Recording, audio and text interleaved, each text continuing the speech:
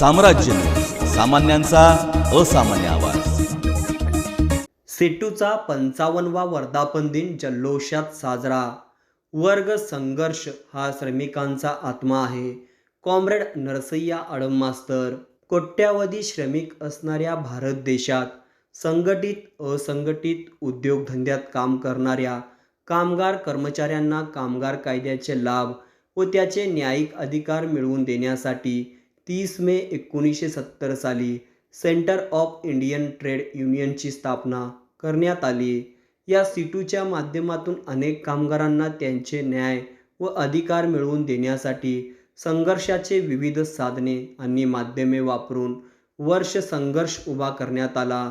या वर्ग संघर्षाच्या जोरावर श्रमिकांना व कामगारांना कर्मचाऱ्यांना न्याय मिळवून देण्याचे काम अविरतपणे चालू आहे. परंतु या देशातील सत्ताधारी ज्या श्रमिकांना रक्त सांडून कामगार कायदे मिळविले ते पायदळी तुडवून त्यांना बेघर करून देशोधडीला लावत आहेत. वास्तविक जगण्या मारण्याची लढाई सुरू असताना जाती धर्माचे विष समाजात पेरून त्यांना त्यांच्या मूळ प्रश्नापासून परावृत्त करून माती भडकवण्याचे काम सरकार करत आहे. म्हणून कामगारांनी एक होऊन या विरुद्ध वर्ग संघर्ष अधिक तीव्र केला पाहिजे, कारण तो आपला आत्मा आहे, असे प्रतिपादन ज्येष्ठ नेते माजी आमदार कॉम्रेड नरसय्या आडम मास्तर यांनी सीटूच्या 55व्या वर्धापन दिनाच्या अभिभाषणात व्यक्त केले. गुरुवारी 30 मे 2024 रोजी सीटूचे मध्यवर्ती कार्यालय दत्तनगर येथे सीटूचा 55वा वर्धापन दिन सीटूचे राज्य महासचिव कॉम्रेड एम.एच. शेख यांच्या नेतृत्वाखाली ज्येष्ठ नेते कॉम्रेड आडम मास्तर यांच्या हस्ते सीटूचा लाल झेंडा फडकविण्यात आला. यावेळी संपूर्ण कार्यालय परिसर व वस्ती परिसर लाल झेंडे बांधून सजविण्यात आले. जगातील कामगारांनो एक व्हा, कामगार कायदे लागू करा, 4 श्रम संहिता रद्द करा, सीटूचे वर्धापन दिन चिरायू हो, सर्वांना रोजगार मिळाला पाहिजे, किमान वेतन मिळाले पाहिजे, कामगारांना सामाजिक सुरक्षा लागू करा, कामगारावरील अन्याय अत्याचार हाणून पाडा, सरकारची दडपशाही चालणार नाही, CITU जिंदाबाद, इन्क्लाब जिंदाबाद अशा अनेक गगनभेदी आवाज घोषणा देऊन सारा परिसर दुमदुमून सोडले. त्यानंतर श्रमिकांना खाऊ वाटप करण्यात आले.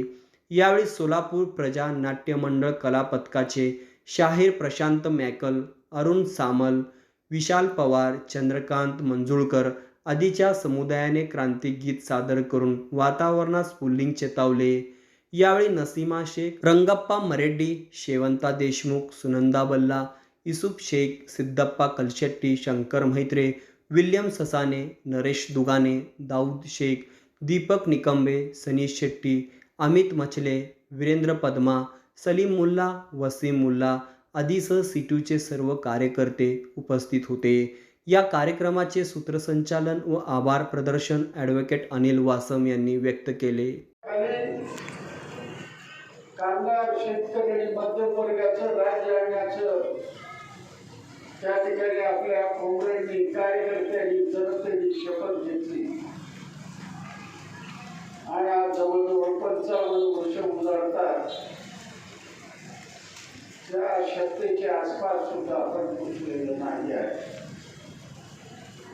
म्हणून आपल्या सगळ्यांची जबाबदारी आहे. परवाची लोकसभेची निवडणूक झाली. मी सर्व कार्यकर्त्याचं अभिनंदन करतो. 1 रुपया सुद्धा न मागता शहरातल्या कार्यकर्त्यांनी काम केलं. क्रांतिकारकपणा त्यांनी आपल्या पुढे दाखवून दिलं. इतकंच नाही, अनेक वेळा काँग्रेसवाले माझ्याकडे आले, लाखो रुपये घेऊन आले.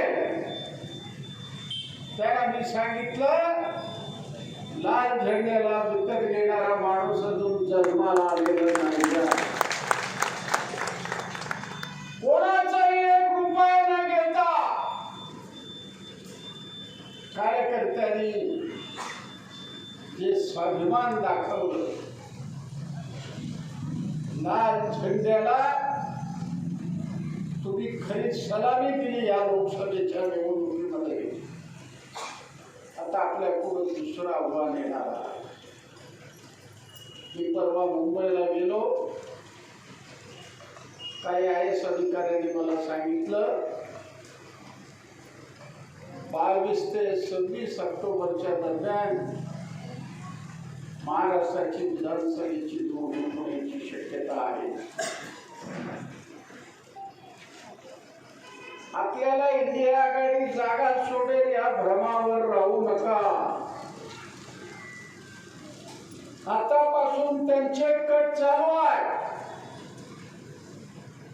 आपल्या ताकदीवर तुम्हाला विधानसभेमध्ये आपल्या माणसाला पाठवावं लागणार आणि विधानसभेमध्ये सीटूचा झेंडा सोलापूर असं फडकल्याशिवाय राहणार नाही. तर आतापासून कष्ट घेत